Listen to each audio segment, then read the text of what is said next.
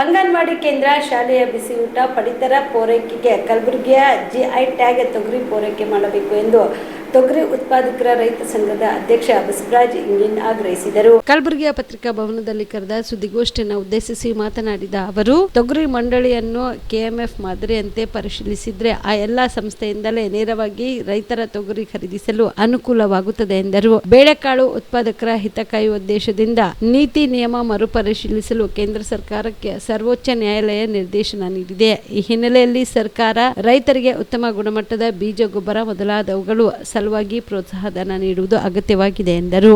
ಅರಿಶಿಣ ಅಥವಾ ಈ ಚಣಗಿ ಬೇಳೆ ಅಂತೀವಿ ನಾವು ಅದರ ಆಮದು ಏನು ಕೇಂದ್ರ ಸರ್ಕಾರ ಭಾಳ ಹೆಚ್ಚಿನ ಪ್ರಮಾಣದಲ್ಲಿ ಮಾಡ್ತು.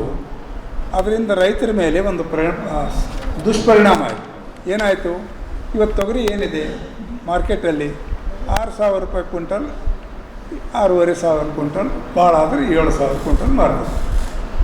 ಆದರೆ 2 ವರ್ಷದ ಹಿಂದೆ ನಮಗೆ ಗೊತ್ತಿದೆ 12-13 ಸಾವಿರ ಮಾರ್ತಿದ್ವಿ ನಾವು ತೊಗರಿ. ಮತ್ತು ಅದು ಇನ್ನೊಂದು ಸಲ 2007ರಲ್ಲಿ ಮತ್ತು 2005ರಲ್ಲಿ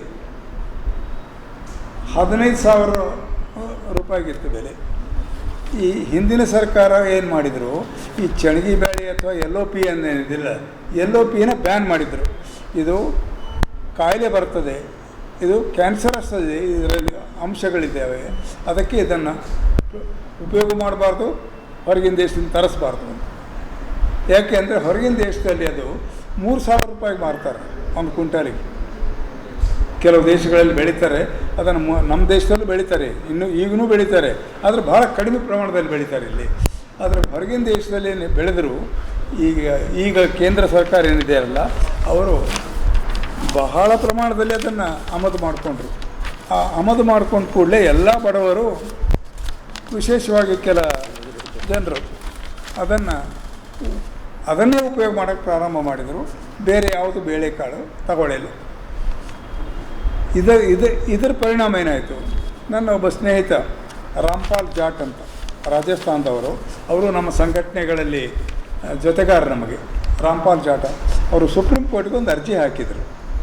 ಏನಂತ ಅರ್ಜಿ ಹಾಕಿದರು, ಬೇಳೆಕಾಳುಗಳ ಬೆಳೆಗಾರರಿಗೆ ತೊಂದರೆ ಆಗ್ತಾಯಿದೆ, ಮಾರ್ಕೆಟ್ನಲ್ಲಿ ಬೆಲೆ ಸಿಗ್ತಾ ಇಲ್ಲ, ಬೆಲೆ ಸಿಗದೇ ಇದ್ದರೆ ಅವರು ಉಳಿಯೋಂಗಿಲ್ಲ, ಮತ್ತು ಆರೋಗ್ಯಕರವಾದಂಥ ಬೇಳೆ ಅಲ್ದಿರೋದನ್ನು ತರಿಸಿ ಜನರಿಗೆ ತೊಂದರೆ ಆಗ್ತಾಯಿದೆ ಅಂತ ಒಂದು ಅರ್ಜಿ ಗುಜರಾಯಿಸಿದ್ರು ಸುಪ್ರೀಂ ಕೋರ್ಟಲ್ಲಿ. ಇತ್ತೀಚೆಗೆ ಸುಪ್ರೀಂ ಕೋರ್ಟ್ನವರು ಒಂದು ಆದೇಶ ಮಾಡಿದರು.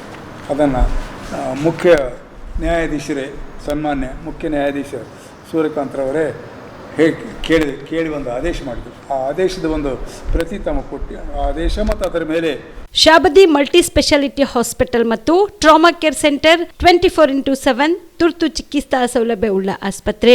ಕಲಬುರಗಿ ಜಿಲ್ಲೆಯ ಖ್ಯಾತ ಹಿರಿಯ ಅನುಭವಿ ವೈದ್ಯರ ನೇತೃತ್ವದಲ್ಲಿ orthopaedic, ENT, neuro surgery, general surgery, general medicine, urology, gastro surgery, paediatric, obstetrics, gynaecology, cardiology, neurology, arthroplasty, arthroscopy, spine surgeries ಸೇರಿದಂತೆ OPD, IPD, ICU, NICU, ultrasound, 2D echo, laboratory, major OT ಸೌಲಭ್ಯದೊಂದಿಗೆ ಎಲ್ಲ ರೋಗಕ್ಕೂ ಒಂದೇ ಸೂರಿನಡಿ ರಿಯಾಯಿತಿ ದರದಲ್ಲಿ ಶಾಬದಿ ಮಲ್ಟಿ ಸ್ಪೆಷಾಲಿಟಿ ಹಾಸ್ಪಿಟಲ್ ಮತ್ತು trauma care centre 24x7 emergency ಚಿಕಿತ್ಸೆ ನೀಡಲಾಗುವುದು. ಹೆಚ್ಚಿನ ಮಾಹಿತಿಗಾಗಿ ಸಂಪರ್ಕಿಸಿ ಶಾಬದಿ ಮಲ್ಟಿ ಸ್ಪೆಷಾಲಿಟಿ ಹಾಸ್ಪಿಟಲ್ ಮತ್ತು trauma care centre, STBT bus stand, Dargah road, ಸಂತ್ರಸ್ವಾಡಿ, Kalaburagi. Mobile number 9060442345.